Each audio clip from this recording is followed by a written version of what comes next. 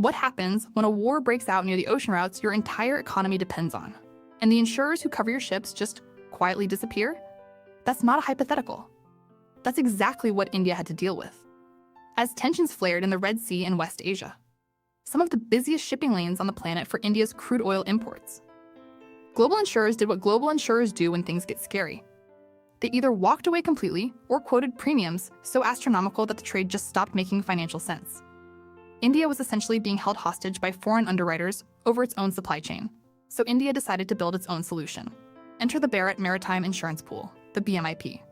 Think of it like a neighborhood watch fund, but for ships sailing through war zones, instead of one insurer taking on all the risk and panicking 20 entities.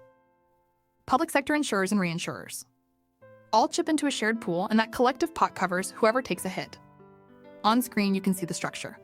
20 participating entities, over $100 million in initial commitments with GIC Re, India's largest reinsurer, putting in the single biggest share at 200 crore rupees.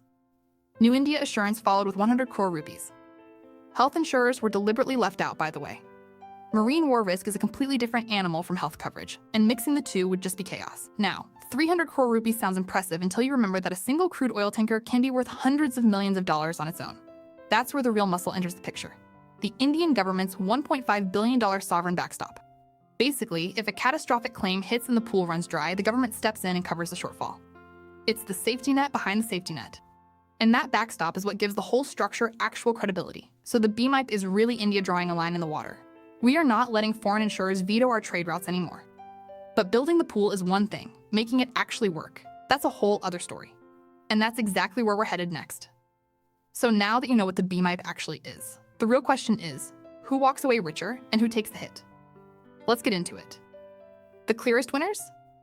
Indian general insurers.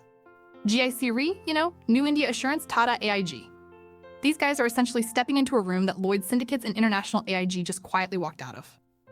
Global reinsurers are retreating from high-risk marine routes, and Indian insurers are picking up that premium income. More business, more revenue, stronger market position. And here's the investor angle. Watch insurance and shipping stocks closely because this kind of policy tailwind has real market legs. Next up in the winners column, Indian shipping companies. Think Shipping Corporation of India, Great Eastern Shipping. Here's the brutal logic. No insurance means no sailing. No sailing means no cargo. No cargo means no revenue. It's that simple. The BMIP removes that operational paralysis on West Asia routes entirely, and that directly protects their bottom lines. For importers and exporters moving crude oil, fertilizers, or goods through the Persian Gulf, this means your supply chains don't collapse just because a global insurer gets nervous. That's energy security. Not a small thing. Now, the honest part. Global marine reinsurers do lose a slice of the Indian market as the pool scales up with sovereign backing, and Indian businesses. You may still face higher risk premiums short-term while the pool finds its pricing footing. It's new, and credibility takes time to build. But the direction of travel is clear, so we know who benefits and who doesn't. But what does this actually mean for India's broader economic strategy? That's exactly where we're headed next. But here's the part nobody's putting in the press release. The risks. And honestly, they're worth talking about. Let's start with that $1.5 billion sovereign backstop, which sounds reassuring until you think about what it actually means. The government has essentially agreed to insure a friend who drives through active war zones for a living, after every other insurer in town already said absolutely not. Great for your friend today. But if that car gets totaled, you're paying the whole bill. And in this case, you as the Indian taxpayer. A single catastrophic loss. Say a large crude carrier worth $200 to $300 million goes down in a conflict zone. Could trigger a claim that completely overwhelms the pool's private contributions and lands directly on the government's books. That's your infographic on sovereign backstop risk right there. Taxpayer exposure isn't hypothetical, it's baked into the design.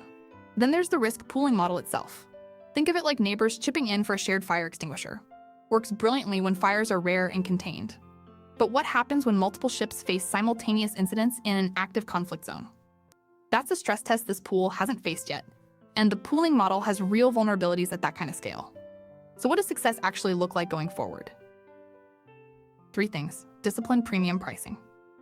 Actually charging enough to reflect real risk, strong claims management expertise for complex marine losses, and steady capacity building so the pool can eventually stand on its own without leaning on the government backstop indefinitely. For investors, GIC Re and New India Assurance look constructive in the medium term. New premiums, government backing, captive market. For businesses on West Asia trade routes, things look stable right now. But here's the real tell.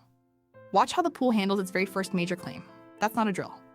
That's the moment you find out whether India built something durable or just a very well-intentioned stopgap.